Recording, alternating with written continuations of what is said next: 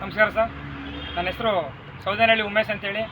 ಈ ದಿನ ನಾನು ಈಗ ಒಂದು 3-3:30 ಸರಿಯಾಗಿ ನನಗೆ ಸ್ವಲ್ಪ ಆರೋಗ್ಯ ಸಮಸ್ಯೆ ಇದ್ದು ನನಗೆ ಒಂದು ಚರ್ಮದ್ದು ಒಂದು ಗಾಯ ಆಗಿದ್ದು ಸರ್. ತೋರಿಸುಮ ಅಂತೇಳಿ ಮಂಡ್ಯ ಜಿಲ್ಲಾಸ್ಪತ್ರೆಗೆ ಬಂದೆ.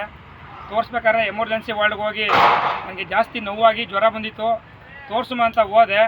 ಅಲ್ಲಿ ಡಾಕ್ಟ್ರು ನನ್ನ ನೋಡಿಬಿಟ್ಟು ಒಂದು 3-4 ಥರ ಮೆಡಿಸನ್ನ ಬರ್ಕೊಟ್ರು.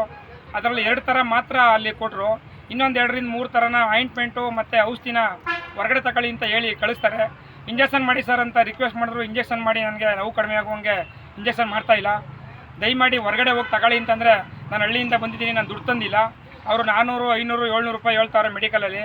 ನನ್ನ ಹತ್ರ ಅಮೌಂಟ್ ಇಲ್ಲ. ಇಲ್ಲಿ ಜಿಲ್ಲಾಸ್ಪತ್ರೆಯಲ್ಲಿ ಇಲ್ಲದೇ ಇರ್ತಕ್ಕಂಥ ಮೆಡಿಸನ್ನ ಏನಕ್ಕೆ ಬರೀಬೇಕು? ನಮ್ಮಂಥ ಬಡ ರೈತರಿಗೆ ಇವರು ಅನ್ಯಾಯ ಮಾಡ್ತಾವ್ರೆ. ಇವರು ನಮಗೆ ಸರಿಯಾಗಿ ನೋಡ್ತಾ ಇಲ್ಲ. ಇಂಥ ಆಸ್ಪತ್ರೆ ಡಾಕ್ಟ್ರ ಮೇಲೆ ಕ್ರಮ ವಹಿಸಬೇಕು ಅಂತೇಳಿ ಮಂಡ್ಯ ಅಧಿಕಾರಿಗಳಿಗೆ ಮತ್ತು ಎಲ್ಲ ಆಡಳಿತ ಮಂಡಳಿ ಅಧಿಕಾರಿಗಳಿಗೆ, ಜಿಲ್ಲಾ ಉಸ್ತುವಾರಿ ಮನುಷ್ಯರಿಗೆ ಮತ್ತು ನಮ್ಮ ಮೇಲ್ಕೋಟೆ ಕ್ಷೇತ್ರದ ಶಾಸಕರಿಗೂ ಸಹ ಮನವಿ ಮಾಡ್ತಾಯಿದ್ದೀನಿ. ದಯವಿಟ್ಟು ಇಂಥ ಅನ್ಯಾಯನ ನಾವು ಸಹಿಸೋದಿಲ್ಲ.